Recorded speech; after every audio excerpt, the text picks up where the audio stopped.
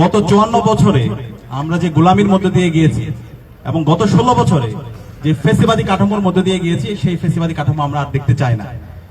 আর এই ফেসিবাদী কাঠামোকে সমূল উৎপাদন করার জন্য জুলাই বিপ্লবে আমাদের 2000 ভাই বোনরা জীবন দিয়েছে, আমাদের 40,000 ভাই বোনরা কাজী হয়েছে, এবং সর্বশেষ আমাদের আধিপত্যবাদের বিরুদ্ধে, আগ্রাসনের বিরুদ্ধে যিনি কথা বলেছেন, ইনসাফের পক্ষে কথা বলতে গিয়ে যিনি জীবন দিয়েছেন, শহীদ ওসমান হাদি, তার সারাটা জীবনে লড়াই ছিল এই ইনসাফের পক্ষে, গণভোটে হায়ের পক্ষে।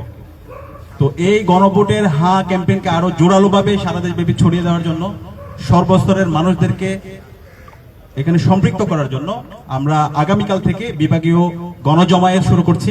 আগামীকাল সিলেটের বন্দরবাজার কোর্ট পয়েন্টে আমাদের গণজমায়েত অনুষ্ঠিত হবে দুপুর 2টায়।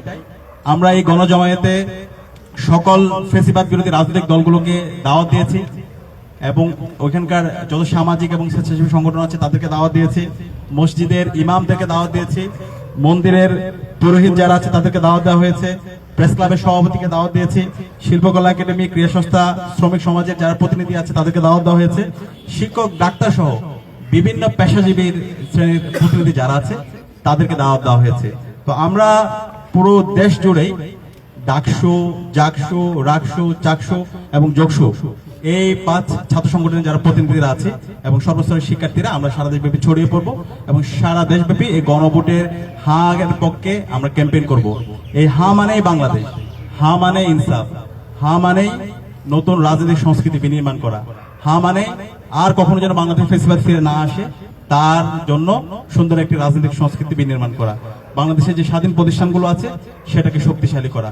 তো সেই দায় থেকে আমরা মনে করি এই জুলাই বিপ্লবে শহীদদের আকাঙ্ক্ষা যদি আমরা পরিপূর্ণভাবে বাস্তবায়ন করতে চাই, জুলাইকে একটি পরিপূর্ণ বিপ্লবে রূপ দিতে চাই, তাহলে এই গণভোটে হাকে বিজয় করতে হবে। তো সেই দায় থেকে আমরা সেই গণ ক্যাম্পেইন শুরু করছি।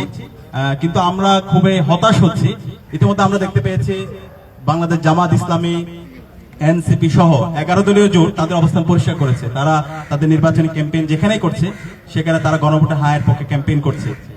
কিন্তু আমরা খুবই হতাশ হচ্ছি, বাংলাদেশের একটি রাজনৈতিক দল তারা নিজেদেরকে বড় দল দাবি করে, কিন্তু আমরা দেখতে পাচ্ছি তাদের এই ভুল পলিসির কারণে তারা দিনে দিনে ছোট দল হয়ে যাচ্ছে। তো এই ভুল পলিসি থেকে আপনারা বেরিয়ে আসেন। আপনি সারা দেশব্যাপী বক্তৃতা দিচ্ছেন, ক্যাম্পেইন করছেন, কিন্তু আপনার মুখ থেকে কেন গণভোটের পক্ষে হায়ের কথা বের হচ্ছে না? এটার মাধ্যমে আপনাদের যে অবস্থান সেটা দিনে দিনে দুর্বল হচ্ছে। গণভোটে হায়ের পক্ষে যদি অবস্থান দিতে আপনি ভুল করেন, তাহলে 12 ফেব্রুয়ারি যে নির্বাচন হবে সেই নির্বাচনে সারা দেশের ছাত্র জনতা এবং সারা দেশের মুক্তিকামী মানুষরা আপনাদের বিরুদ্ধে অবস্থান নেবে।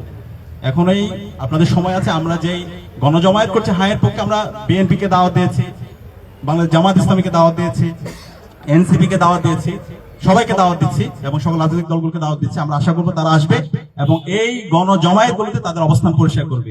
11 দলীয় জোটকে আমরা ধন্যবাদ জানাচ্ছি, তারা তাদের নির্বাচনী ক্যাম্পেইনের মধ্যে তারা সবার আগে তাদের এজেন্ডার মধ্যে গণভোটে হা ক্যাম্পেইনকে বিজয় করার জন্য ক্যাম্পেইন করছে।